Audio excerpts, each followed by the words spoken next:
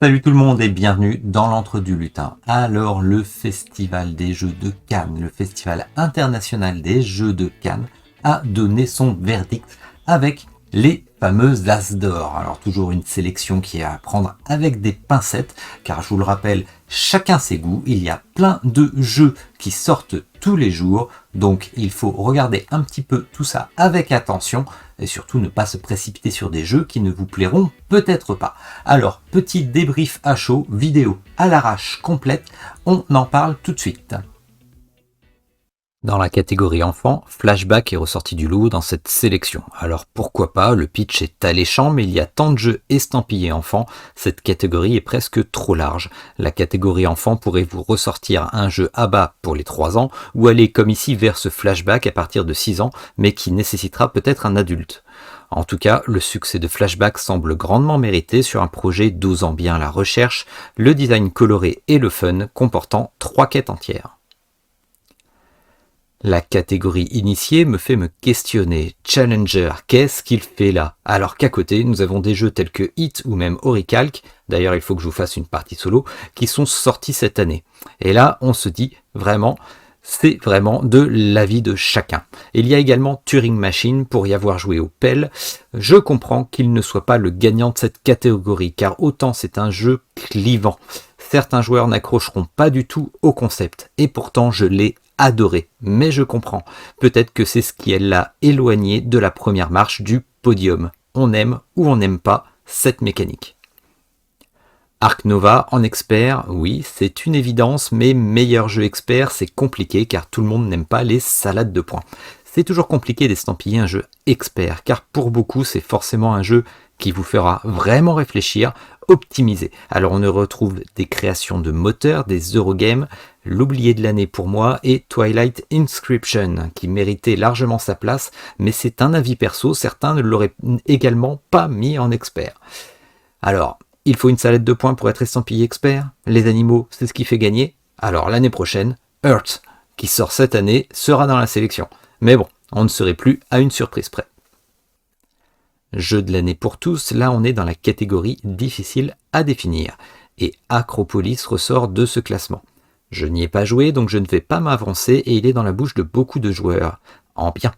Moi, mon jeu de l'année, c'est Nemesis Lockdown. Une claque, une évolution du premier Nemesis formidable que j'avais présenté sur la chaîne de la Société des Jeux. Malgré cela, gros questionnement sur le choix des jeux. Vous avez sûrement été vous aussi surpris par l'arrivée de That's Not a Hat. Un jeu que personne ne connaissait, car il n'était pas sorti en 2022. Donc qu'est-ce qu'il fout dans la sélection? Simplement, cette sélection s'étend du 1er novembre 2021 au 15 janvier 2023. Les jeux doivent aussi être disponibles le 3e week-end de janvier sur le marché français. That's Not a Hat est sorti officiellement d'après son distributeur le 20 janvier 2023. Donc personne en réalité n'y a joué à temps, sauf les pros il me semble.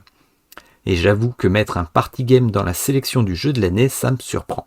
Il faut dire aussi que ce n'est pas mon truc, les jeux de party. Vous voyez, chacun aime quelque chose de particulier. Et donc, on va finir sur ça.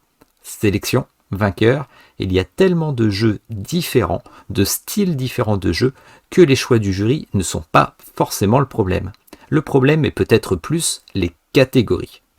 Il n'y a pas, par exemple, une catégorie meilleur party game, une catégorie meilleur jeu solo, car oui, ça mériterait un prix à part entière. Un meilleur jeu narratif aussi, et on peut continuer comme ça longtemps. Peut-être que ça aurait plus de pertinence. Là, on se retrouverait avec une sélection vraiment intéressante, plus fine, moins soumise à interrogation, et qui pourrait peut-être aussi permettre à des jeux et des auteurs indépendants d'être mis en avant pour le public. Alors voilà, c'était mon avis. Ne me jetez pas de pierre, non, merci.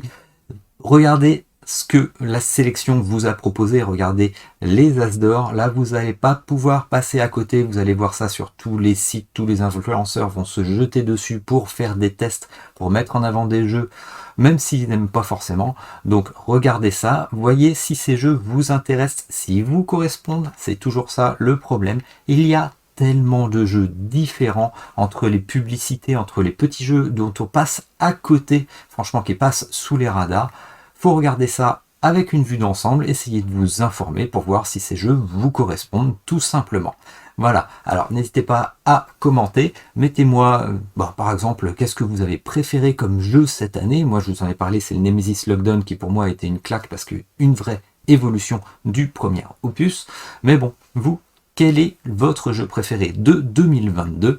On en discute, on est là pour ça. N'hésitez pas à mettre un petit commentaire, n'hésitez pas non plus à vous abonner, et on se retrouvera bientôt pour des petits jeux que j'ai reçus. Va falloir que je vous fasse des petites explications de règles, peut-être des petites parties solo, on va voir ça, et puis je vous dis à la prochaine sur la chaîne. Allez, salut!